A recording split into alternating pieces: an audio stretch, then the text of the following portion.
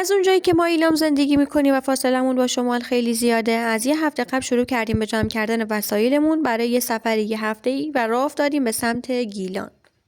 بین را چون زیادی خسته بودیم جایی توقف کردیم، یه چیزی خوردیم، عکسامونم گرفتیم و البته کرد بودن خودمونم به جا آوردیم.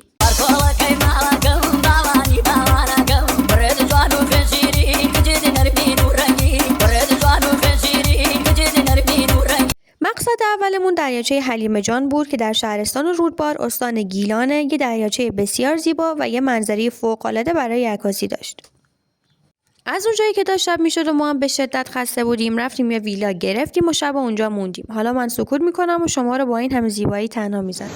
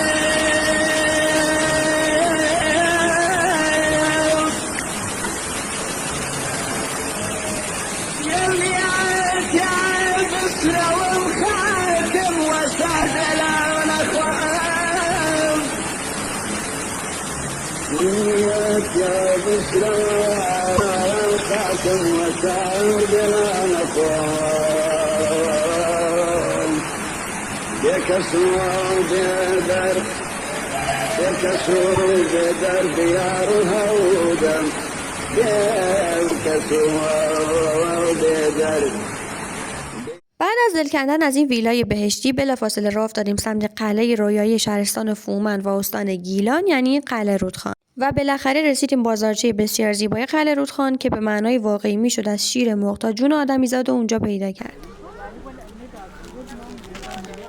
برای رسیدن به قلعه باید 1625 تا پله رو بالا بریم و از اونجایی که من پارسال نتونستم و نصف را کم آوردم، امسال تصمیم گرفتم که عزممو جزم کنم و هر جوری که شده برم بالا و قلعه رو ببینم. و اینجا تازه شروع مسیر بود. بین راه هر کسی رو میدیدی میگفتن نرین، ارزششو نداره، خیلی مونده. ناگفته نماند که یه مسیر خیلی سختی بود، ولی ما تصمیم گرفتیم ادامه بدیم. اینجا دیگه تقریبا رسیده بودیم و راهی نمونده بود و بالاخره رسیدیم ورودی قلعه.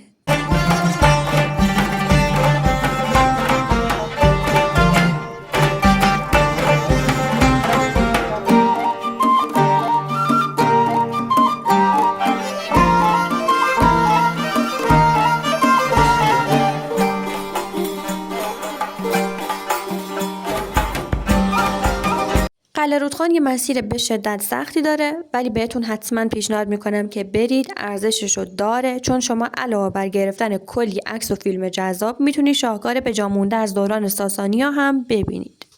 بعد از گرفتن کلی عکس و فیلم اومدیم پایین و با وجود اینکه من خبر نداشتم و یه شخص خیلی مهمی رو دیدم که خیلی هم دوستش دارم، کارآفرین برتر کشور.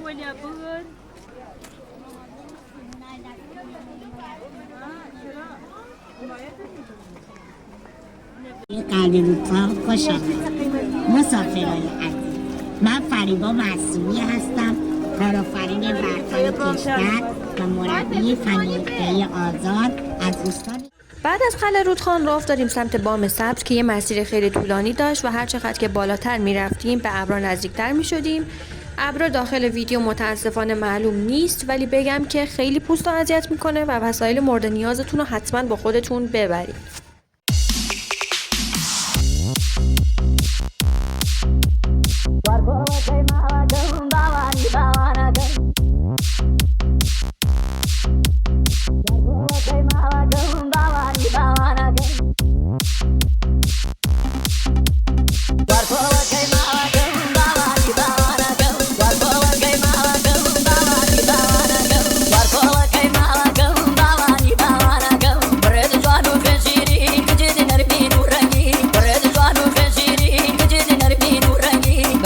كدليري لا تنقانا وبشيري اسفيكم مستفاخن حيبلا خاني باوجه احسن بجيبك زاده تاك سوال وشازاده احسن بجيبك زاده تاك سوال وشازاده اسفيكم مستفاخن حيبلا خاني باوجه واركولا كيما لكم باواني باوانكم واركولا كيما لكم باواني باوانكم واركولا كيما لكم باواني باوانكم